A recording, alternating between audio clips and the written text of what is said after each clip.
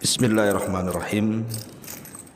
Assalamualaikum warahmatullahi wabarakatuh.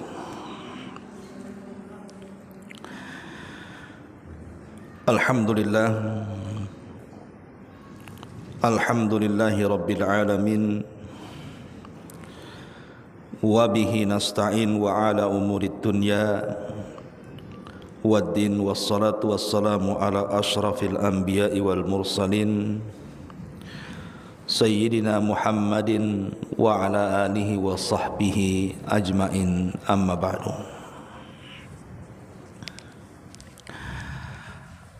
Alhamdulillah, di pagi menjelang siang ini kita masih diberikan kesempatan untuk kembali bertalabul ilmi di Masjid Salahuddin Tiban Pajak, karena sebentar lagi kita akan menghadapi bulan Dzulhijjah, di mana banyak amalan-amalan yang terdapat di dalam bulan Dzulhijjah. Bahkan ada satu hari di mana hari ini merupakan hari-hari terbaik dunia. Itulah yang disebut dengan Ashrul Awal min Dzulhijjah, 10 awal bulan Dzulhijjah. Para ulama mengkategorikan bahwa 10 awal bulan Dzulhijjah itu adalah hari-hari terbaik dalam dunia. Lah, di hari-hari terbaik dalam dunia ini ada satu syariat yang sangat agung, yang merupakan syiar daripada syiar-syiar Islam yang mulia. Syariat itu adalah al-udhiyatu, menyerahkan hewan kurban kepada Allah Subhanahu wa ta'ala sebagai bentuk hadiah kita kepadanya. Dan tentunya syariat kurban ini bukan hanya syariat yang disyariatkan kepada kita saja sebagai umat Islam, tapi syariat ini sudah lama disyariatkan oleh Allah Subhanahu wa ta'ala kepada para nabi dan rasul. Dan yang pertama kali memberikan contoh syariat ini adalah Nabiullah Ibrahim alaihi salatu wassalam, yang ma'ruf kisahnya dicantumkan dalam surah As-Saffat ayat 111, 102 sampai 111. Allah Subhanahu wa ta'ala berfirman, "Falamma balagha ma'ahu as-sa'ya." Ketika Nabiullah Ismail alaihi salam sudah mencapai usia yang cukup, ada yang mengatakan usianya belasan tahun. Qala, maka Ibrahim mengatakan, "Ya bunayya inni ara fil manami anni adbahuka fangdur madza tara." Wahai anakku, aku melihat dalam mimpiku aku menyembelih dirimu, maka lihat apa yang bisa engkau beri saran kepadaku. Qala, maka Nabiullah Ismail mengatakan, "Ya abatif al-ma tu'mar, satajiduni insyaallahu minas sabirin." Wahai ayahku, lakukan apa yang diperintahkan Allah, dan engkau akan mendapatiku termasuk orang-orang yang sabar jika Allah berkehendak. Falamma aslama wa tallahu lil jabin wa nadainahu ayya Ibrahim qad saddaqta ru'ya innaka dzalika nazzil muhsinin. Ketika keduanya sudah berserah diri, siap melaksanakan perintah Allah Subhanahu wa ta'ala, di mana Ibrahim hendak menyembelih Ismail dan pisau pun sudah dijalankan di lehernya,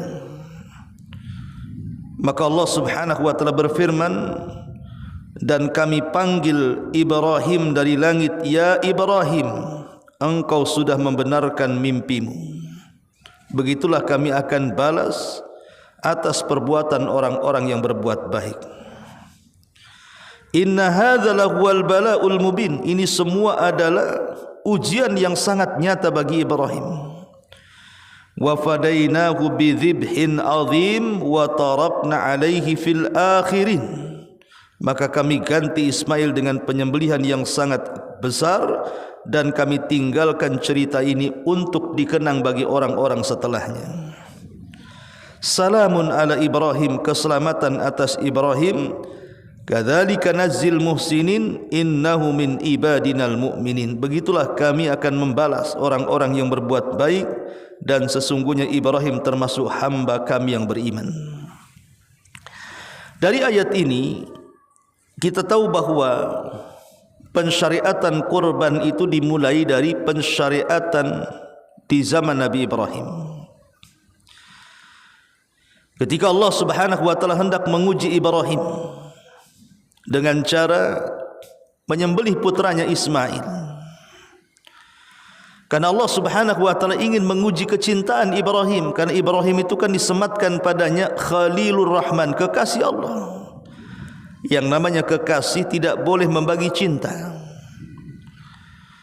Maka ketika kemudian Allah Subhanahu wa taala menguji Ibrahim, apakah kecintaan Ibrahim masih tulus 100% kepada Allah, ataukah sudah berbagi kepada Ismail sebagai putra pertama yang diidam-idamkan sejak lama. Maka Allah Subhanahu wa taala perintahkan Ibrahim lewat mimpi untuk menyembelih putranya Ismail. Di sini terjadi ujian besar dan berat bagi Ibrahim. Tapi Ibrahim adalah Khalilur Rahman, kekasih Allah Subhanahu wa taala, tidak mungkin membagi kecintaan dengan makhluknya. Jadi Ibrahim adalah manusia yang disematkan Khalilur Rahman, tidak mungkin membagi kecintaan dengan makhluk-makhluk Allah selain daripada Allah Subhanahu wa taala. Maka dia membuktikan kecintaan itu dengan cara menyembelih putranya Ismail. Melihat kejujuran Ibrahim sampai berani menyembelih putranya Ismail, maka Allah Subhanahu wa taala akhirnya mengatakan qad saddaqtar ru'ya, engkau sudah membenarkan mimpimu wahai Ibrahim, artinya engkau sudah melaksanakan perintahku dengan baik. Maka sebagai imbalannya Allah ganti Ismail dengan kambing untuk disembelih. Lah saat Ibrahim menyembelih Ismail, turun kambing dari sorga. Kemudian kambing itulah yang disembelih Ibrahim alaihi salatu wassalam. Dari sinilah awal mula pensyariatan kurban. Awal mula pensyariatan kurban. Karena Nabi kita Muhammad sallallahu alaihi wasallam adalah penerus syariat Ibrahim, makanya kemudian Nabi kita Muhammad sallallahu alaihi wasallam pun mensyariatkan kurban kepada umatnya. Ma'asyiral muslimat yang dimuliakan Allah Subhanahu wa taala, tentu banyak hikmah yang kita akan peroleh. Kenapa Islam menganjurkan kepada kita untuk berkurban?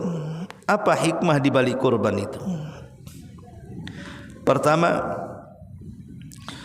bahwa kurban itu adalah bentuk syukur kita kepada Allah Subhanahu wa taala. Jadi kurban itu bentuk syukur kita kepada Allah atas dua nikmat. Pertama, nikmat harta, yang kedua nikmat hidup.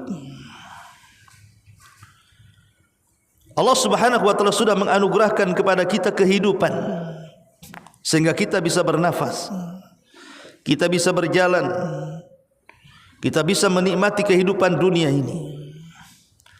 Dan juga Allah Subhanahu wa taala sudah memberikan harta yang banyak kepada kita.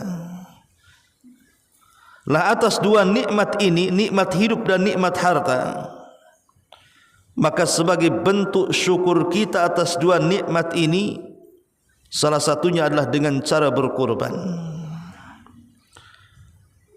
Karena bersyukur kepada Allah Subhanahu wa taala adalah dengan cara beribadah kepada Allah Subhanahu wa taala. Sebagaimana Allah Subhanahu wa taala ketika menceritakan tentang Ashabul Fil, kisah Ashabul Fil, bagaimana Allah Subhanahu wa taala menghancurkan pasukan Abraha. Dengan hancurnya pasukan Abraha dengan burung-burung laut atau ababil, menjadikan negeri Mekah negeri aman. Saking amannya, mereka bisa melakukan perjalanan niaga sampai ke kota Yaman dan Syam tanpa ada orang yang mengganggunya. Asal dia mengatakan saya dari Quraisy saja, tidak ada satupun perampok yang berani menyentuhnya. Sehingga mereka berjalan ke sana kemari dengan aman. Tidak ada yang berani mengganggunya. Dengan nikmat aman ini, akhirnya mereka pun diberikan limpahan kekayaan yang luar biasa, sehingga mereka menjadi makmur hidupnya. Di sini Allah Subhanahu wa taala singgung dalam Quran, li'ila fi Quraisyin ila fihim rihlatash shita'i was-saif falyabudu rabb hadzal bait alladzi at'amahum min ju'i wa amanahum min khauf. Allah Subhanahu wa taala mengatakan li'ila fi Quraisyin, kebiasaan orang-orang Quraisy itu mereka mengadakan rihlah, mengadakan safar untuk berniaga. Kemana? Ke Yaman dan ke Syam di musim dingin atau musim panas. Dan mereka pun mendapatkan kemakmuran yang luar biasa. Mereka bisa makan, mereka pun aman, mereka tidak kelaparan. Dari sini Allah mengatakan nikmat ini harus disyukuri. Bagaimana cara syukurnya? Falyabudu rabb hadzal bait. Kalian harus menyembah Rabb pemilik Ka'bah ini. Jadi dari sini kita tahu bahwa ibadah itu adalah bentuk syukur kita kepada Allah. Apakah itu bentuknya salat, ataukah itu bentuknya puasa, ataukah bentuknya zakat, atau bentuknya haji, sebutkan ibadah apapun. Ibadah itu hakikatnya di baliknya adalah bentuk syukur kita kepada Allah. Lah salah satunya kurban. Kurban ini bentuk syukur kita kepada Allah Subhanahu wa taala atas dua nikmat harta dan juga kehidupan. Lebih daripada itu adalah karena Allah sudah menundukkan kepada kita binatang. Allah Subhanahu wa taala sudah menundukkan binatang kepada kita. Tidak ada satupun binatang yang berani kepada manusia. Kalau seandainya Allah tidak tundukkan binatang kepada kita, tentu kita akan sulit untuk memanfaatkan binatang.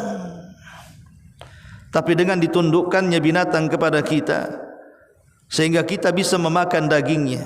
Kita bisa makan daging ayam, daging kambing, daging sapi, daging unta, dan daging binatang-binatang yang dihalalkan kepada kita. Kita bisa meminum air susunya, susu kambing, susu unta, susu sapi gitu. Kita bisa mengendarai punggungnya seperti kuda, unta dan lain sebagainya. Dan dengan binatang-binatang itu kita bisa berdagang, mengangkut barang-barang di atas punggungnya dan begitu seterusnya. Betapa besarnya nikmat Allah dengan tunduknya binatang kepada kita. Allah hanya minta satu kepada kita, bersyukurlah akan nikmat-nikmat itu. Dengan cara apa? Berkurban. Berkurban dengan meneteskan darah binatang dan dihadiahkan kepada Allah Subhanahu wa taala. Ini yang pertama. Yang kedua, kurban itu bentuk tauhid yang paling tinggi. Ketika orang-orang musyrik mereka berkurban demi berhala-berhala mereka, sebagaimana yang terjadi di zaman bahula, di zaman dulu, bagaimana orang-orang musyrik Arab itu mereka mempersembahkan sembelihan-sembelihan mereka kepada Lata, Uzza, Manat, Khubal dan sesembahan yang lainnya. Dan itu berlaku pada zaman sekarang. Seperti kita lihat ada di beberapa tempat, ya mungkin zaman dululah saya pernah dengar gitu ya. Apabila orang membuat jembatan, kalau ingin jembatan ini kokoh, harus dikurbankan binatang, kemudian kepalanya dikuburkan di jembatan itu.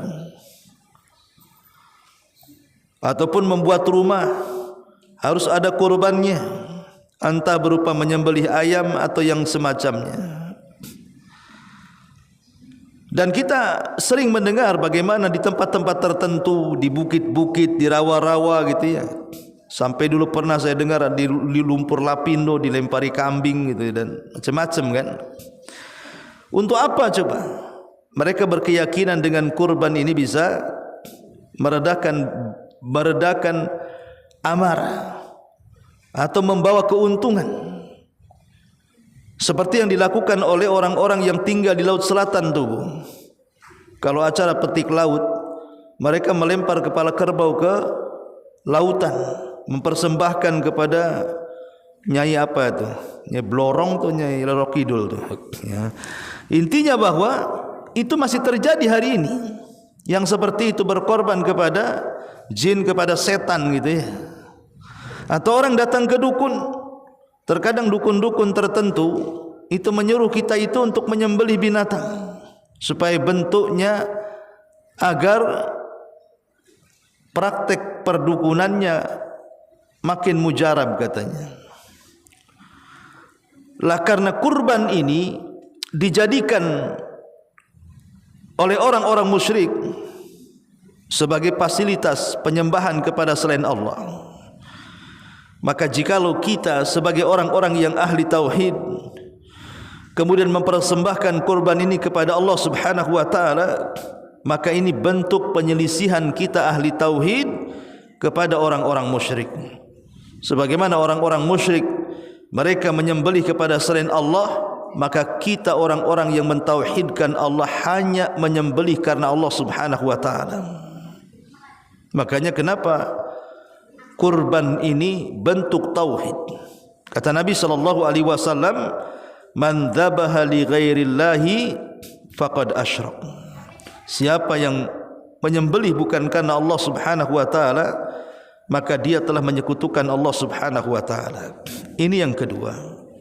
Yang ketiga, bahwa kurban itu adalah syariat atau syiar daripada syiar-syiar Islam. Jadi kurban itu adalah syiar dari syiar-syiar Islam yang harus ditampakkan dan disyariatkan dalam rangka mendekatkan diri kepada Allah Subhanahu wa taala dan mengijabah perintah Allah Subhanahu wa taala. Karena Allah Subhanahu wa taala yang merintahkan kita berkurban, fasalli li rabbika wanhar. Salatlah untuk Rabbmu dan berkurbanlah. Qul inna salati wa nusuki wa mahyaya wa mamati lillahi rabbil alamin. Katakan salatku, penyembelihanku, hidupku dan matiku aku serahkan kepada Rabb semesta alam. Jadi karena kurban ini satu di antara syiar-syiar Islam, maka siapa yang mengagungkan syiar-syiar Islam ini, maka itu alamat ketakwaan dia kepada Allah. Sebagaimana Allah mengatakan, "Dzalika wa man yu'azzim sya'airallah fa innaha min taqwal qulub." Yang demikian itu barang siapa yang mengagungkan syiar-syiar Allah, maka itu bentuk takwa dia kepada Allah Subhanahu wa taala. Kemudian yang keempat, bahwa kurban itu adalah ihya li sunnati sayyidina Ibrahim. Li sunnati sayyidina Ibrahim. Bahwa kurban itu adalah dalam rangka menghidupkan sunnah Nabi kita Ibrahim, Sayyidina Ibrahim, Tuan kita Ibrahim, yang merupakan bapa para nabi, termasuk bapa Nabi kita Muhammad sallallahu alaihi wasallam. Maka ketika kita berkurban, hakikatnya kita menghidupkan sunnah Ibrahim. Dan itu disebutkan di dalam Al-Quranul Karim, surah An-Nahl ayat 123. thumma auhayna ilaika anittabi' millata Ibrahim hanifan wa ma kana minal musyrikin. Kemudian kami wahyukan kepadamu wahai Muhammad agar engkau mengikuti agama Ibrahim yang lurus, dan tidaklah Ibrahim termasuk orang-orang yang terlibat dalam kesyirikan. Al-Imam Ibnu Jauzi rahimahullahu ta'ala dalam kitabnya Zadul Masir ketika memberikan catatan, kemudian kami wahyukan kepadamu agar mengikuti agama Ibrahim. Maksudnya agama Ibrahim di sini mengikuti semua syariat Ibrahim, kecuali yang tidak dianjurkan untuk tidak diikuti. Tapi secara umum syariat Ibrahim harus kita patuhi. Atau yang kedua, maksudnya ikuti syariat Ibrahim di dalam menjauhkan diri dari berhala-berhala. Mengikuti agama Ibrahim dari segi tauhid, tidak menyekutukan Allah Subhanahu wa taala. Nah, termasuk juga kurban. Kurban itu adalah syariat dalam bentuk tauhid, mempersembahkan hadiah kepada Allah Subhanahu wa taala, dan itu bagian daripada syariat Ibrahim. Maka ketika kita berkorban berarti kita mengikuti sunnahnya syariat Ibrahim.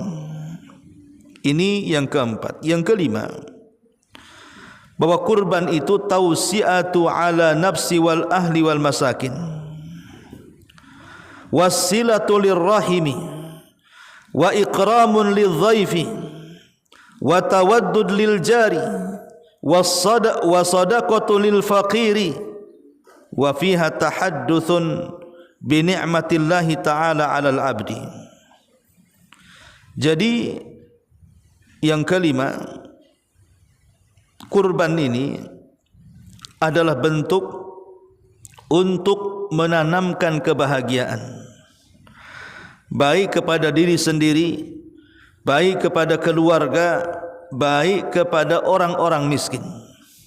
Jadi kurban ini untuk menerapkan perasaan bahagia dan membahagiakan orang lain,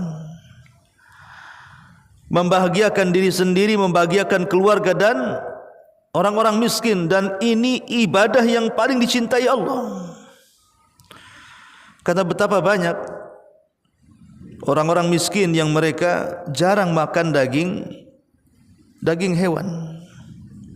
Ya mungkin di negara kita oke lah ya, orang miskin pun masih bisa beli kambing, beli ayam walaupun jarang-jarang. Tapi di tempat-tempat tertentu, di pengungsian karena ada bencana, ada peperangan dan begitu seterusnya, terkadang mereka tidak pernah merasakan enak lezatnya makan daging kan. Makanya ketika kita memberi makan mereka fakir miskin dengan cara memberi daging-daging kurban, apakah mentah ataupun matang, itu bentuk kita ini menanamkan kebahagiaan di hati-hati orang-orang.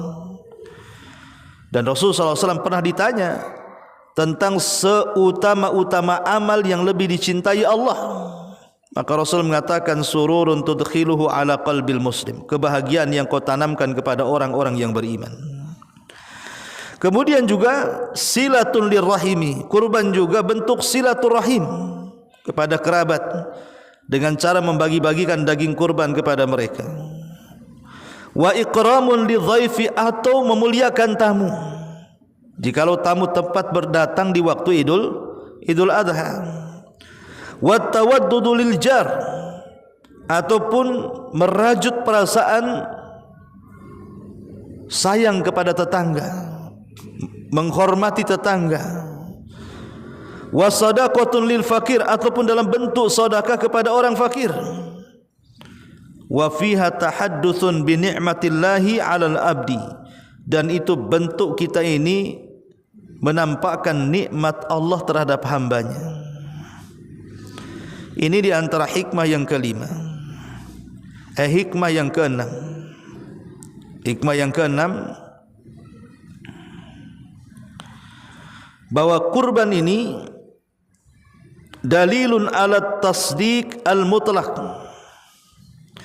bima akhbara bihi Allah wa syahidun ala sidqi imanil abdi billah wa sur'ati imtithali lima yuhibbuhu wa yarda. Kurban ini dalil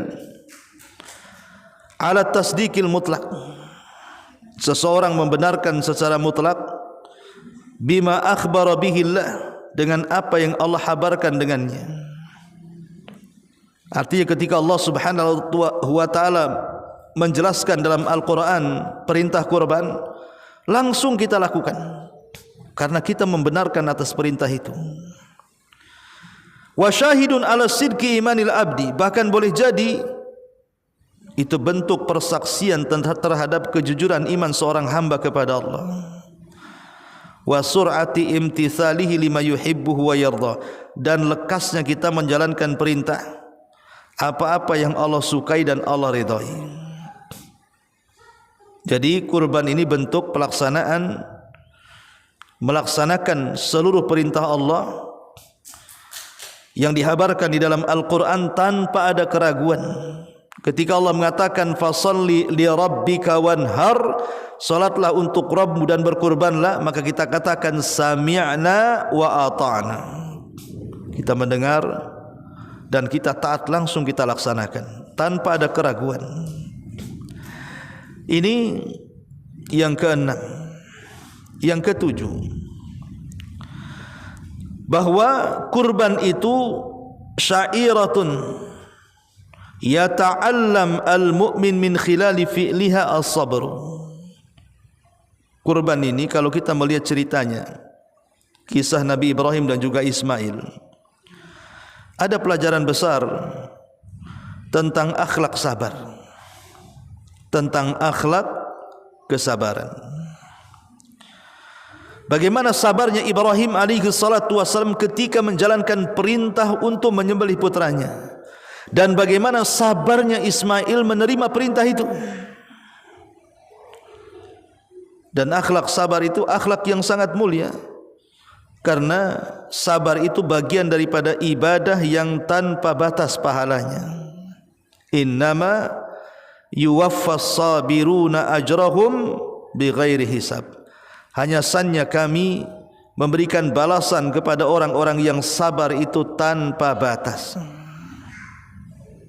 Maka dari kurban ini ada pelajaran besar tentang kesabaran. Tapi betapa banyak orang-orang yang setiap tahun mereka kurban, entah dengan sapi, entah dengan unta, entah dengan kambing, entah berserikat sapi, berserikat unta dan begitu seterusnya. Tapi akhlak sabar ini tidak ada pada orang-orang yang berkurban. Habis kurban marah-marah, habis kurban emosian, habis kurban nampar orang, habis kurban maki-maki orang dan begitu seterusnya. Berarti ibadah kurbannya tidak berpengaruh kepada perilaku kehidupannya. Padahal kurban itu di antara faedahnya adalah menimbulkan sifat sabar. Melihat kisah cerita bagaimana kesabaran Ibrahim dan putranya Ismail alaihi salatu wassalam ketika diberikan mihnah, diberikan ujian yang berat oleh Allah Subhanahu wa taala. Maka seberat apapun ujian itu, berusahalah kita sabar sebagaimana sabarnya Ibrahim dan juga Ismail alaihi salatu wassalam. Kemudian yang nomor 8. Yang nomor 8, dari kurban ini juga kita diajarkan oleh Allah Subhanahu wa taala agar kita senantiasa memberikan hadiah yang terbaik. Hadiah yang terbaik untuk Allah Subhanahu wa taala. Kepada makhluk saja tidak mungkin kita memberikan hadiah asal-asalan. Karena hadiah itu kan bentuk kita menyenangkan orang. Kalau kita memberikan hadiah kepada orang saja, bagaimana supaya orang yang diberikan hadiah itu senang? Tentu kita tidak asal-asalan. Yang kita senangkan adalah Tuhan yang menciptakan kita, Tuhan yang menghidupkan dan matikan kita, Tuhan yang telah memberikan banyak rezeki kepada kita. Tentu hadiah yang kita persembahkan juga tidak hadiah kecil, harus hadiah yang terbaik. Karena Allah Subhanahu wa taala jamil, Allah itu indah. Allah itu baik, tidak menerima kecuali yang baik-baik. Lihat kisah Qabil dan Habil. Ketika Nabi Adam alaihi salatu wasallam hendak menikahkan dua putranya dengan cara silang, maka Qabil tidak menerima. Karena melihat kembaran Habil itu kurang cantik, sementara kembaran dirinya cantik. Akhirnya kemudian karena salah satunya menolak, Allah Subhanahu wa taala perintahkan kepada Nabi Allah Adam untuk keduanya berkurban. Siapa yang diterima kurbannya, maka dia berhak mengambil pasangannya. Akhirnya kemudian berkurbanlah dua putra Adam ini. Habil yang mewarisi sifat ayahnya Adam, dia paham apa yang harus dipersembahkan kepada Allah. Karena dia seorang peternak, dia mengambil kambing yang paling besar, yang paling indah, yang layak untuk dikurbankan. Karena tahu ini adalah hadiah kepada Allah. Tapi Qabil dasar memang sudah penuh dengan penyakit hatinya. Dikiranya ini main-main, sehingga dia pun mengambil, karena dia seorang petani, dia pun mengambil buah-buahan yang jelek, yang buruk, yang tidak layak untuk dimakan. Itu pun yang dipersembahkan kepada Allah Subhanahu wa taala. Ya, secara otomatis korbannya Habil diterima dan korbannya Qabil ditolak oleh Allah Subhanahu wa taala. Akhirnya Qabil pun marah, kemudian mengancam untuk membunuh si Habil, dan ancaman itu tidak main-main, sampai terbukti terjadi pembunuhan pertama di dunia. Qabil membunuh Habil. Syahidnya adalah Allah Subhanahu wa taala menerima kurbannya Habil dan menolak kurbannya Qabil. Kenapa Habil diterima kurbannya? Kenapa Qabil ditolak kurbannya? Karena Habil tahu apa yang harus dilakukan dalam berkurban. Dia tidak mungkin menyerahkan kecuali yang baik-baik, yang indah-indah. Innallaha jamilun yuhibbul jamal. Allah itu indah, tidak menerima kecuali yang indah-indah. Innallaha tayyibun la yaqbalu illa tayyiba. Allah itu baik, tidak menerima kecuali yang baik-baik. Makanya kalau kita hendak berkurban, carilah kambing terbaik kalau kita hendak menyembelih kambing. Carilah sapi terbaik kalau kita hendak menyembelih sapi, atau unta terbaik kalau kita hendak menyembelih unta.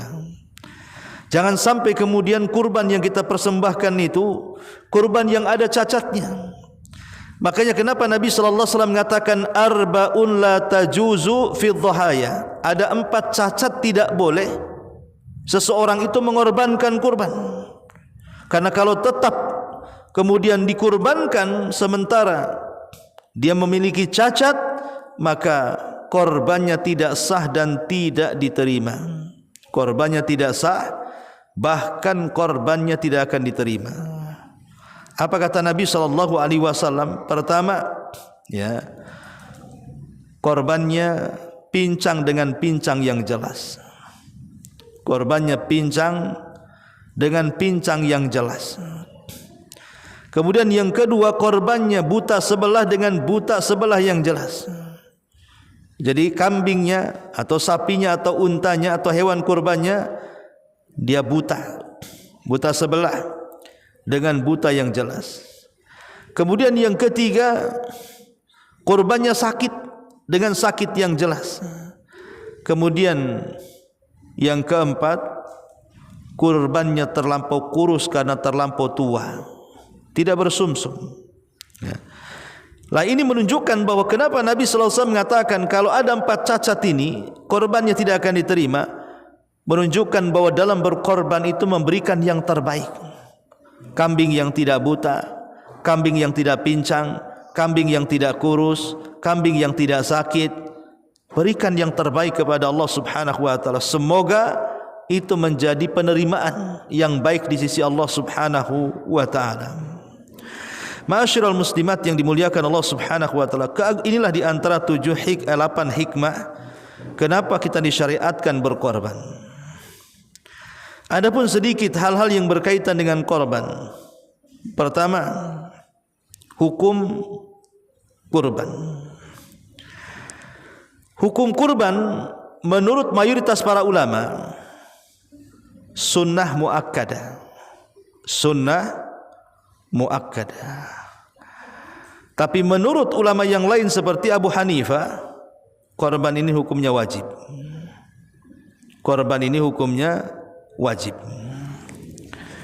Baik yang mengatakan sunnah muakkadah, baik yang mengatakan wajib, tetap saja artinya korban itu tidak pernah ditinggalkan Nabi SAW. Bahkan dijelaskan oleh Abdullah ibn Umar radhiyallahu anhuma, Nabi berada 10 tahun di kota Madinah.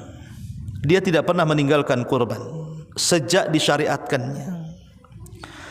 Jadi sejak disyariatkannya tahun kedua Hijriah sampai beliau wafat, beliau tidak pernah meninggalkan kurban. Beliau tidak pernah meninggalkan kurban. Oleh karena itulah kalau kita ingin mencontoh Nabi kita Muhammad sallallahu alaihi wasallam, maka contohlah Nabi. Kalau kita punya kesanggupan untuk berkurban, berkurbanlah tiap tahun. Itu yang dilakukan Nabi sallallahu alaihi wa ala alihi wasallam. Jadi secara hukum memang ada yang mengatakan sunnah muakkad, ada yang mengatakan wajib. Yang kedua, tentang waktu kurban. Waktu kurban itu dilakukan setelah salat Id. Setelah salat Id, dan ini madhab Hanafiyah, madhab Hanabilah, dan yang dipilih oleh Imam At-Tahawi dan Syaukani dan Al-Imam Ibnu Utsaimin rahimahullahu taala. Kemudian yang ketiga, tentang waktu berapa hari korban itu boleh dilakukan. Pendapat yang pertama bahwa korban itu dilakukan ayyamut tadhiyati, hari-hari yang bolehnya kita menyembelih, dan itu 3 hari. Hari Id dan 2 hari dari hari tasyrik. Jadi cuma 3 hari saja, tanggal 10, 11, 12. Pendapat yang kedua, bahwa penyembelihan kurban itu 4 hari. Boleh tanggal 10 dan 3 hari hari tasyrik. Dan ini pendapat yang kuat, bahwa korban itu dilakukan 4 hari, hari penyembelihan, dan 3 hari hari tasyrik. Kemudian berikutnya tentang adab daripada kurban dan sunnah-sunnahnya. Pertama, bagi yang berkorban tidak boleh mencukur rambut, tidak boleh mencukur kuku, memotong kuku, tidak boleh mencukur rambut apapun, mau ketiak, mau kumis gitu ya, apalagi rambut kepala, dan seluruh rambut-rambut yang ada di badan kita tidak boleh dipotong. Dan kuku tidak boleh dipotong juga. Karena Rasul sallallahu alaihi wasallam mengatakan, kata Nabi sallallahu alaihi wasallam, "Man kana indahu dhabhun yuridu an yadhbahahu fara'al hilala dzil hijjati fala yamassa min sya'rihi wala min adfarihi hatta yudhhiya." Barang siapa yang hendak berkurban, kemudian dia melihat bulan Dzulhijjah di awal tanggal 1, maka jangan disentuh rambutnya, dan jangan dipotong kukunya sampai hewan kurban dikorbankan. Dari sini kita tahu bahwa di antara adab bagi orang yang berkorban, jangan mencukur rambut dan jangan memotong kuku. Lalu orang yang memotongnya macam mana kalau seandainya dia memotongnya, mencukurnya? Ulama mengatakan haram hukumnya. Orang yang memotong kuku, orang yang memotong rambut apa saja, maka dia terjatuh kepada keharaman. Kalau dilakukan dari tanggal 1 sampai kurbannya disembelih, itu waktu tenggang tidak boleh mencukur rambut. Kalau dicukur haram, berdosa. Dan ini pendapat Hanabilah, dan juga yang dipilih oleh Imam Ibnu Hazm, Ibnu Qayyim, Syekh bin Bas, dan Ibnu Utsaimin rahimahullahu taala. Kemudian masalah yang kedua, boleh meniatkan kurban itu untuk dirinya, kemudian diniatkan juga untuk keluarganya. Jadi yang berkorban satu, kemudian diniatkan satu keluarga, dan itu boleh hukumnya. Membagikan pahala, bukan membagikan hewan kurban. Jadi yang kurban satu tapi dibagi-bagi pahalanya. Begitu yang dilakukan para sahabat Nabi SAW, bahwa mereka terbiasa menyembelih satu ekor kambing kemudian diniatkan untuk satu keluarga. Jadi tidak perlu, Bu, oh tahun ini ibu, tahun depan anak ibu nomor 1, tahun depannya nomor 2, tahun depannya nomor 3, tahun depannya suami, tahun depannya tidak perlu, ya. Cukup satu kambing siapa yang berkorban, entah suami yang berkorban atau istri yang berkorban, kemudian diniatkan satu keluarga. Adapun kemudian penyembelihan, tentang pembagian penyembelihan, maka jumhur ulama mengatakan bagilah hewan kurban itu menjadi 3 bagian. Sepertiga untuk yang berkorban, sepertiga dihadiahkan, dan sepertiga disedekahkan. Sepertiga untuk yang berkorban, sepertiga bisa dihadiahkan, dan sepertiga bisa disedekahkan. Kemudian juga bolehnya seseorang menyimpan hewan kurban. Oh, di zaman dulu memang tidak boleh lebih dari 3 hari. Tapi kemudian perintah itu dimansuh, karena di zaman sekarang apalagi sudah ada kulkas kan, boleh kita meletakkannya. Bahkan yang ajaibnya, daging kurban tahun kemarin masih di kulkas ibu sampai tahun sekarang. Artinya kan bisa disimpan gitu ya. Dan itu dibolehkan. Dulu pada awalnya tidak boleh lebih daripada 3 hari. Tapi kemudian diluaskan hukumnya sehingga boleh. Inilah diantara hikmah di dalam pelaksanaan ibadah korban. Intinya adalah karena kurban ini adalah sebuah hadiah yang kita hadiahkan kepada Allah Subhanahu wa taala, maka carikan kurban terbaik. Kurban terbaik yang dicontohkan Nabi SAW, kalau kambing maka kambing yang gemuk, kalau kambing maka kambing yang bertanduk, artinya jantan, dan warnanya putih kehitaman. Jadi lebih mendominasi putih, kemudian di sekitar matanya ada hitam dan kakinya. Itu kalau memang ada warna seperti itu. Tapi yang jelas bahwa carilah kambing-kambing yang berwarna indah, jantan, kemudian gemuk, tidak sakit, tidak punya cacat, tidak pincang, tidak buta, dan tidak kurus, ya. Karena ini adalah hadiah yang kita hadiahkan kepada Allah Subhanahu wa taala. Wallahu a'lam bishawab. Sampai di sini. Silakan kalau ada yang mau bertanya seputar kurban.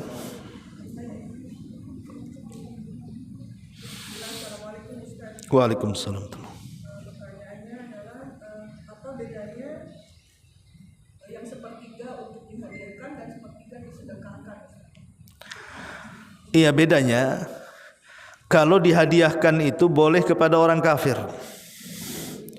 Orang, umpamanya kita punya tetangga non muslim, dia kaya, enggak miskin, boleh ibu kasih, karena tetangga gitu ya, hadiah ibu kepada mereka. Atau kepada orang kaya yang merupakan mungkin kerabat atau teman, satu kantor, satu pekerjaan, satu komplek gitu ya. Nah, itu namanya hadiah, Bu. Jadi bisa diberikan kepada orang kaya, bisa diberikan kepada non muslim.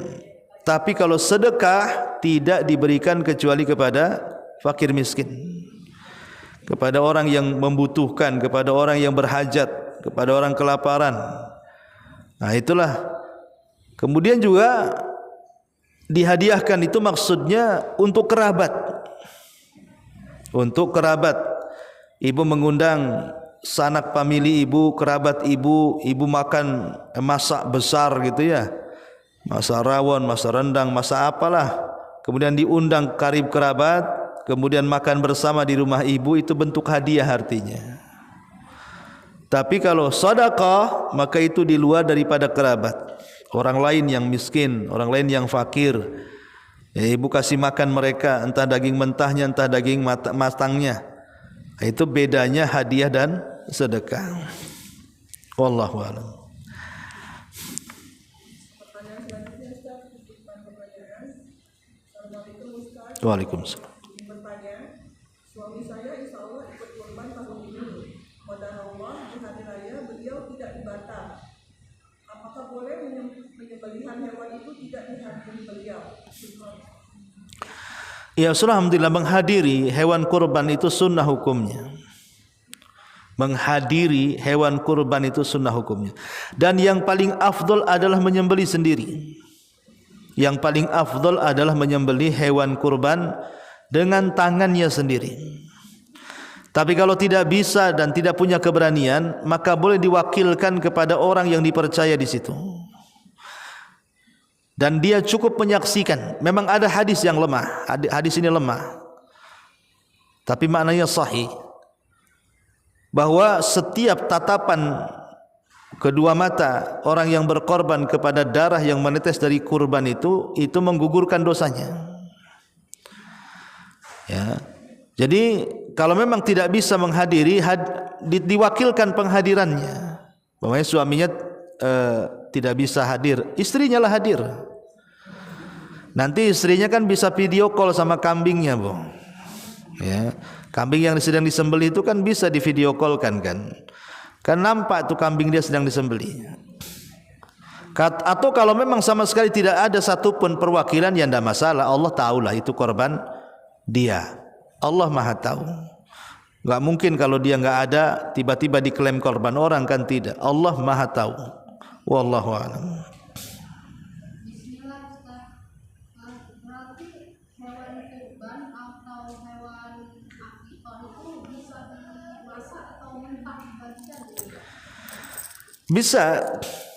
Bisa ibu pakai mentahnya, bisa ibu pakai matangnya. Ya, terserah gitu ya. Karena kan intinya itu penyembelihan, Bu. Seperti akikah itu kan penyembelihan karena kelahiran. Kalau kurban ini penyembelihan karena penghadiahan setiap tahun sekali kepada Allah Subhanahu wa taala. Di sini ada pertanyaan, Afwan, izin bertanya, lebih diutamakan mana, berkurban satu hewan kurban dengan kualitas terbaik atau memilih 2 ekor dengan kualitas biasa, Ustaz? Iya, berkorban dengan satu hewan kurban terbaik lebih baik dibandingkan 2 ekor yang biasa. Karena intinya adalah kita ini menghadiahkan sesuatu kepada Allah.